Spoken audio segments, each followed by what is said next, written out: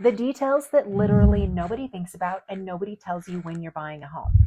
So when you under contract, you have your first deadline, which is your earnest money deadline. This money is a percentage of the property, right? When you're in Park City and you're buying a property that is a resale, let's say, not a new construction, it's going to be about 3% of the purchase price. That money needs to be liquid and ready to go. Now, what happens if it's sitting in a brokerage account?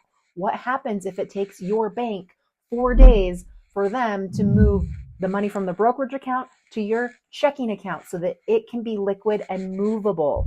So these are the things that you need to think about before you're shopping for a home, because once you're under contract, these are critical timeline deadlines. If you miss these deadlines, you are in breach of a contract, and you don't want to be in breach or default of a contract. You don't want to miss your very first deadline of a contract, which is the earnest money, because it took your bank 4 days to put the money into your account, and you only get 4 days, 4 calendar days.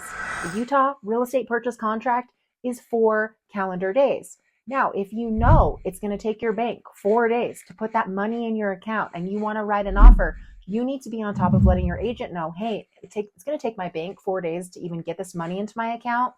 This earnest money I know is due in 4 days. There's no way it's going to be in my account by then. So we need to ask for an extension. So you can write that into the contract, therefore protecting yourself so that you don't default on the very first deadline.